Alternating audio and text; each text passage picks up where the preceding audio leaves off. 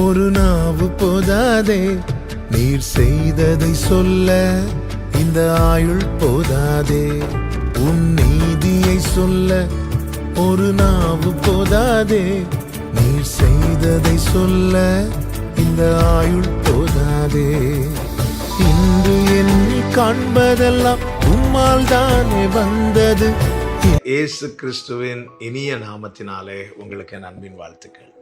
இந்த நல்ல நாளை காண செய்த தேவனுக்கு ஸ்தோத்திரம் உண்டாவதாக.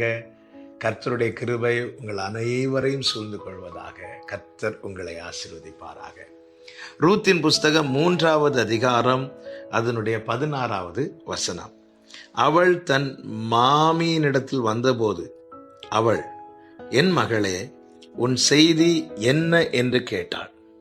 அப்பொழுது அவள் அந்த மனுஷன் தனக்கு செய்ததை எல்லாம் அவளுக்கு விவரித்தாள். கர்த்தருடைய பரிசுத்த நாமம் மகிமைப்படுவதாக. போவாசினிடத்திலிருந்து ரூத் வீட்டுக்கு வருகிறாள். அப்பொழுது நகோமி ரூத்தை பார்த்து கேட்கிறாள், உன் செய்தி என்ன, உன்னுடைய செய்தி என்ன? அப்பொழுது ரூத் தன்னுடைய செய்தியாக எதை சொல்லுகிறாள் என்றால், போவாஸ் தனக்கு என்ன என்ன செய்தாரோ அதை எல்லாமே தன்னுடைய செய்தியாக சொல்லுகிறார். பிரியமான கர்த்தருடைய பிள்ளைகளே, நம்முடைய செய்தி என்ன? நம்மை குறித்து கேட்கிறவர்களிடத்தில் நாம் சொல்லுகிற செய்தி என்ன? ஒரு சந்ததி அவரை சேவிக்கும், தலைமுறை தலைமுறையாய் அது ஆண்டவருடைய சந்ததி எனப்படும். அவர்கள் வந்து என்ன சொல்லுவார்களா? அவரே இதை செய்தார் என்று அவருடைய நீதியை அறிவிப்பார்களாம். நான் செய்வதை சொல்லுவதல்ல நற்செய்தி, கர்த்தர் எனக்கு செய்ததை சொல்லுகிறதே நற்செய்தி. இது நம்முடைய செய்தியாகும் போது, என் வாழ்க்கையில தேவன் எனக்கு என்ன என்ன செய்தார் என்பதை நான் மற்றவர்களுக்கு சொல்லும் போது, நான் மற்றவர்களுக்கு சுவிசேஷத்தை சொல்லுகிறேன். நான் மற்றவர்களுக்கு கிறிஸ்துவை சொல்லுகிறேன். நான் மற்றவர்களுக்கு கிறிஸ்துவின் இரக்கத்தை சொல்லுகிறேன், கிறிஸ்துவின் செயல்களை சொல்லுகிறேன், கிறிஸ்துவின் கிருபையை சொல்லுகிறேன். இப்படி நான் சொல்லும் போது நான் செய்கிற காரியம் என்ன? நான் தேவ ராஜ்யத்தை மற்றவர்களிடத்திலே பரப்புகிறேன்.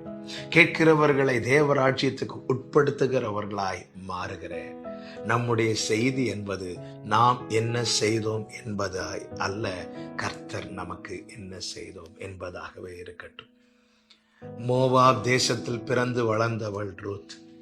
10ஆம் தலைமுறையானாலும் சாபம் நீங்காதபடிக்கு சபிக்கப்பட்ட சந்ததி அது. அப்படிப்பட்ட இடத்திலிருந்து கிருபையாய் பெத்லகேமுக்கு கொண்டு வரப்படுகிறாள். யாரும் அறியாத அவளுக்கு அந்த போவாசுடைய கண்களிலே தயை கிடைத்தது. அவளுக்காக சில கதிர்களை எல்லாம் சிந்த விடுகிறாள்.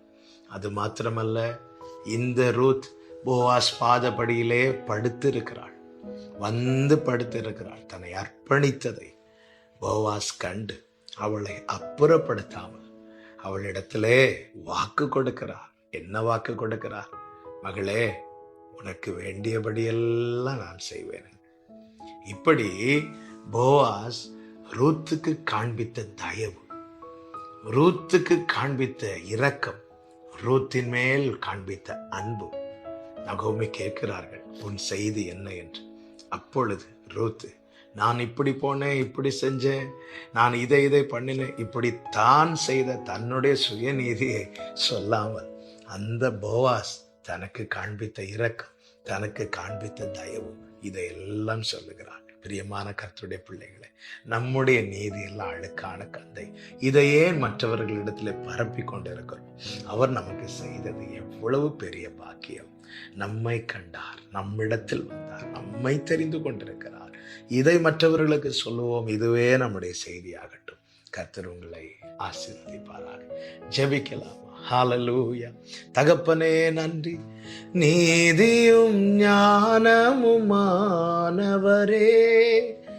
இயேசுவே நீரே ஆதரவே. நீதியும் ஞானமுமானவரே, இயேசுவே நீரே ஆதரவே. அற்பமான என் ஆரம்பத்தை அற்பமான என் ஆரம்பத்தை அசட்டை பண்ணாதவரே, அன்பால் எல்லாம் தந்தீரே, தயவால் பெற்றேன் தகப்பனே நன்றி, தயவால் பெற்றேன் தகப்பனே நன்றி. நல்ல தகப்பனே, நீர் எங்களுக்கு செய்தது ஏராளம். இதை எங்களை கேட்கிறவர்களிடத்துல நாங்கள் வெளிப்படுத்த கிருபை செய்யும். இதுவே எங்கள் செய்தியாகட்டும். இயேசுவின் நாமத்தில் பிதாவே, ஆமென், ஆமென்.